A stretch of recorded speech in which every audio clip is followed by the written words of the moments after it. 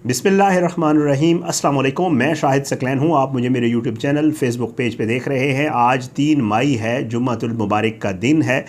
फैसलाबाद में गुज़श्ता रोज़ एक बड़ा ही अफसोसनाक वाक़या पेश आया। आपको पता है फैसलाबाद एक कारोबारी शहर है और यहाँ पे कई बड़े बड़े ताजिर मौजूद हैं।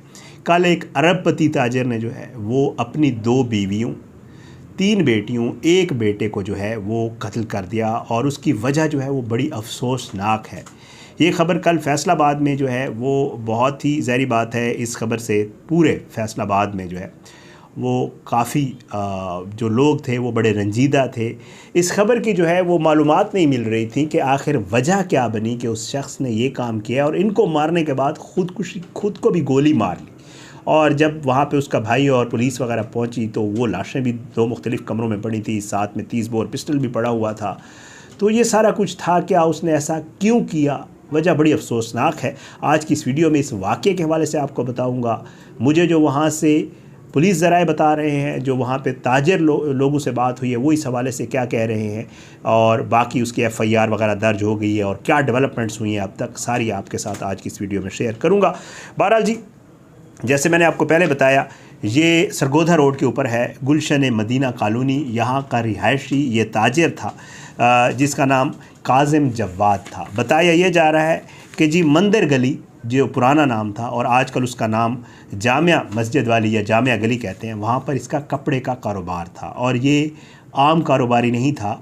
इसका लोगों के साथ लेन देन जो मुझे कंफर्म पता चला है वो 1 अरब रुपए से ऊपर का था और कोई छोटा ताजर नहीं था। बहरहाल जी, हुआ कुछ यूँ कि गुज़श्ता रोज़ हैरान कुन तौर पर इस काज़िम ने जो है ये सारी खौफनाक वारदात अपने ही घर में की। अच्छा, इस काज़िम ने 2 शादियां की हुई थी। अब जो पहली बीवी थी उसके 2 बेटियां थीं और जो है उसके अलावा इसी गुलशन मदीना का जो ब्लॉक 2 है, B ब्लॉक जिसे कहते हैं, उसमें ये पहली बीवी 2 बेटियों और भाई के साथ जो है ये रिहाइश पजीर था। ये ग्राउंड पोर्शन पे था, भाई जो है ऊपर वाले पोर्शन पे रहता था।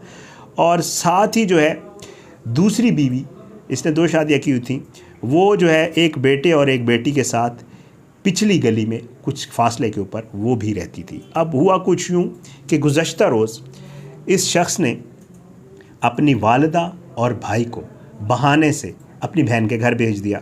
उसके अलावा इसके घर में एक मुलाजमा काम करती थी, उसको भी छुट्टी देकर इसने गांव भेजा और उसे कहा कि तुम नहीं गई हो काफ़ी अरसे से गांव, तुम गांव चली जाओ। तो वो मुलाजमा बेचारी भी जो है वो छुट्टी करके गांव चली गई। उसके बाद इस शख्स ने जो है अपनी जो बीवी, दूसरी बीवी थी छोटी वाली, उसको दूसरी गली से इस घर में बुलाया कि तुम भी इधर ही आ जाओ। वो भी यहाँ पे आ गई। उसके बाद पुलिस ये बता रही है कि जी इसने अपने गार्ड को कहा कि ना तो किसी को अंदर आने देना है और ना तुमने खुद अंदर आना है। गार्ड इसके गेट पे था और साथ ड्राइवर भी घर पे मौजूद था। उसके बाद अब तफ्तीश में ये चीज़ सामने आई है कि इसने पहले अपनी दोनों बीवियों को और बच्चों को कोई चीज़, जैसे खाना होता है, खाना इन्होंने इकट्ठे खाया और उसमें इसने कुछ मिलाया था जो कि कोई नशावर चीज़ थी और उसके बाद इसने उनको कहा कि तुम लोग जाके अपने कमरों में सो जाओ। अच्छा, अब दोनों बीवियां और बच्चे जो है वो अपने कमरों में जाकर सो गए। जब इसको ये कंफर्म हो गया कि अब ये प्रॉपर बेहोश हो गए हैं तो इसने पहले अकबी कमरे में इसकी बीवी थी, उसको और बच्चों को वहाँ जाके जो है इसने गोलियां मारी और गोलियां भी बड़े खौफनाक तरीके से मारी कि उनके मुंह पर तकिए रख के इसने सर पे गोलियां मारी ताकि पिस्टल की जो है गोलियों की आवाज़ बाहर ना जा सके और कोई ना सुन सके। उसके बाद ये वहाँ से चल के गेट के करीब बताया जा रहा है कमरा है, वहाँ पे आया और वहाँ पे भी इसने वही कार्रवाई की जो इसकी छोटी बीवी थी वो वहाँ पे मौजूद थी और वहाँ पे इसने उनको भी इसी तरह गोलियाँ मारी। फिर उसके बाद ये खुद गया और अपनी भी ज़िंदगी का इसने उसी पिस्टल से, जो 30 बोर पिस्टल करीब से मिला है इसके बॉडी के करीब से, उससे इसने अपनी ज़िंदगी का ख़ात्मा किया। इसके भाई ने जो FIR दर्ज करवाई है वो FIR दर्ज हो गई है। इसकी भाई की मुद्दत में इसका भाई ये बताता है कि जी मुझे मेरे ड्राइवर ने कॉल करके बताया कि आपके भाई ने ये सब कुछ कर दिया है। तो कहता है मैं ऑफिस में मौजूद था, मैं वहाँ पर गया। तो फिर उसके बाद पुलिस ने, जो पुलिस की कार्रवाई है वो की, बॉडीज़ को जो है वो शिफ्ट किया और उसके अलावा जो है जो एफआईआर है वो भी दर्ज हो गई। और साथ साथ जो अब मेरे सामने डेवलपमेंट आई है वो भी आपके साथ शेयर कर देता हूँ कि यहाँ पे जो है सीपीओ जो है उन्होंने एक कमेटी तश्कील दे दी है जो 36 घंटों में जो है वो अपनी रिपोर्ट इसके हवाले से पेश करेगी और फिर पुलिस आगे जो कार्रवाई होगी वो करेगी। लेकिन इसकी वजह क्या थी? वजह बड़ी अफसोसनाक है। दो सोर्सेज मुझे वजह कंफर्म कर रहे हैं, मिलती जुलती है, थोड़ा सा फिगर्स का फ़र्कार है, वो मैं आपके सामने रख देता हूँ। ताजर बरादरी जो है ये वो बता रही है कि जी इस शख्स की जो है वो लेन देन 1 से 2 अरब रुपए का लेन देन था। हुआ कुछ यूँ कि ये किसी पार्टी के साथ काम कर रहा था और वो पार्टी इसका पैसा लेकर भाग गई थी। ईद से कबल ये मसला हुआ था और उसके बाद जब वो पार्टी भाग गई तो ज़ाहिर बात है माली परेशानी आ गई और कारोबारी मामलात भी ख़राब हो गए। जिन लोगों से इसने पैसे लेके आगे दिए थे वो लोग इसकी जान को आ गए और उन्होंने कहा जी हमारे पैसे तो वापस करो। ज़ाहिर है 1 अरब रुपए, ये 1 से 2 अरब ताजिर बता रहे हैं, कोई कम पैसे नहीं होते। और ये बहुत सख्त परेशान था, डिप्रेशन का शिकार था। पुलिस ज़रा ये कंफर्म कर रहे हैं कि ये रकम 70 करोड़ से 1 अरब रुपए थी। अब जितनी भी थी ज़ाहिर बात है दोनों जो मेरे ज़राए हैं वो ये कंफर्म कर रहे हैं कि ये रकम 1 अरब के आसपास ज़रूर थी। अब आप ख़ुद सोचें कि 1 अरब रुपए बंदे ने किसी का देना हो और उसको ये पता चल जाए कि ये मैं कैसे, मतलब ज़ाहिर है उसके जहन में यही होता होगा कि ये मैं कैसे रिकवर करूँगा।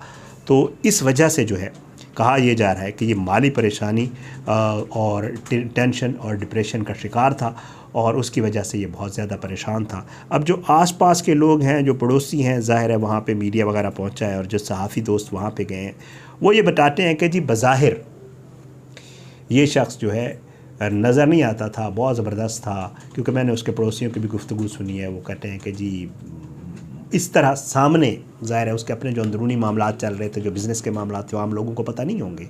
लेकिन ज़ाहिर है जो आसपास के पड़ोसी हैं वो यही बता रहे हैं कि जी कोई ऐसी परेशानी नज़र नहीं आती थी और ना कभी इस तरह के डिप्रेशन। लेकिन घर वाले भी यही बताते हैं कि जी कारोबारी मामलात थे, डिप्रेशन थी। अच्छा, इसका इस तरह घर में कहा जा रहा है कि घरेलू झगड़ा, मैंने 1-2 खबरें पढ़ी हैं, घरेलू झगड़ा उसकी भी कोई ऐसी घर वाले कंफर्म नहीं कर रहे, इसका भाई या वो लोग, कि जी पुलिस को उन्होंने ये नहीं कहा कि जी इसका घरेलू कोई परेशानी थी या घर में इसका कोई झगड़ा हुआ था।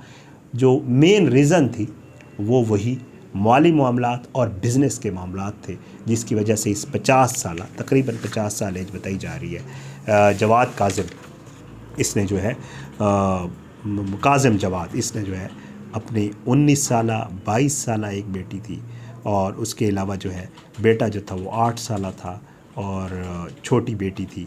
इन सब को जो है पहले उनकी जान ली बीवियों समेत और फिर उसके बाद जो है इसने अपनी जान ले ली। बहरहाल इनकी जो है मकतूलीन की जो है ग़ुलाम मोहम्मद आबाद के बड़े कब्रिस्तान में जो है वो नमाज जनाजा के बाद तदफीन कर दी गई थी और भाई मोहम्मद अहमद की मुद्दत में 6 अफराद के कत्ल का मुकदमा दर्ज किया गया और उसके अलावा इसके ड्राइवर और गार्ड को भी जो है वो पुलिस ने पूछ-गुछ के लिए, ज़ाहिर है पूछ-गुछ के लिए जो है वो चेक कर रहे हैं कि कहीं कोई मामला और तो नहीं है, क्योंकि हर पहलू के ऊपर पुलिस तफ्तीश करती होती है। लेकिन जो सामने वजह नज़र आ रही है वो यही है कि जी ये पहले इसने वो कार्रवाई की और उसके बाद इसने ख़ुदकुशी की है। बड़ा ही अफसोसनाक वाक़या कि एक कारोबारी मामले में जो है इतने बड़े सानहे को, जिसमें 7 लोगों की जो है वो जान चली गई। ताजर ये बताते हैं कि इस शख्स का कोई छोटा कारोबार नहीं था, बल्कि बड़ी बड़ी टेक्सटाइल मिल्स का नाम लेके मुझे बताया गया कि उनके साथ भी इनका कारोबार था और वो टेक्सटाइल मिल वाले ख़ुद बता रहे हैं कि जी ये इसका कारोबार बड़े लेवल का था। ये हालात होते हैं। एक तरफ हम सुनते हैं, देखें अक्सर व बेशतर ख़बरों में आता है कि जी किसी गरीब ने जो है वो अपने हालात से तंग आके और खाने पीने का कुछ नहीं था और बच्चों को लेकर, और उसने पहले बच्चों को मारा, फिर बीवी को और फिर अपने आप को। एक तरफ तो वो लोग हैं जिनके पास खाने पीने को कुछ नहीं और दूसरी तरफ इस तरह अरबपति लोग भी जो है वो इस तरह माली परेशानी का शिकार होकर इतने बड़े और इतने खौफनाक इक़दाम कर रहे हैं। बहरहाल जी ये सारी खबर थी जो कल से थी मीडिया, सोशल मीडिया के ऊपर। मैं इसकी तफसीलात ले रहा था, आज इसकी तफसीलात मेरे पास आई हैं। FIR की कापी भी मेरे पास मौजूद है जो FIR हुई है और बाकी जो चीज़ें मेरे इल्म में आई मैंने कहा आपके साथ शेयर कर दूँ। इंशाअल्लाह अगली वीडियो में मुलाकात होगी, तब तक के लिए मुझे इजाज़त दें। आप अपनी दुआओं में हमें याद रखा करें जी। अल्लाह पाकिस्तान काम या नासिर हो, इसके ख़िलाफ़ साजिशें करने वालों को नस्ल नाबूद करे, ज़ालिमों को इबरत का निशान बनाए, मज़लूमों को इंसाफ मिले। आपसे आखिर में वही दरख्वास्त है कि अगर आपने अब तक मेरा यूट्यूब चैनल सब्सक्राइब नहीं किया तो मेरे यूट्यूब चैनल को सब्सक्राइब करें, बेल आइकन को क्लिक करें ताकि वीडियो जो अपलोड करता हूँ नोटिफिकेशन की सूरत में आप तक पहुँचे। और साथ साथ फेसबुक पेज शाहिद सकलैन के नाम से, वहाँ पर ये वीडियोज़ अपलोड होती हैं, उसे भी फॉलो किया करें, वीडियोस को लाइक और शेयर किया करें, और अपना फ़ीडबैक जो है वो कमेंट्स की सूरत में, सोशल मीडिया मैसेजेस की सूरत में, या आप मुझे डायरेक्ट मैसेज की सूरत में आप दे सकते हैं। आपका फ़ीडबैक हमेशा मेरे लिए मैटर करता है। कोशिश करता हूँ उसके मुताबिक अपने आप को मज़ीद बेहतर करने की। इजाज़त दें, इंशाअल्लाह अगली वीडियो में मुलाकात होगी बशर्ते ज़िंदगी। पाकिस्तान जिंदाबाद। अल्लाह हाफ़िज़।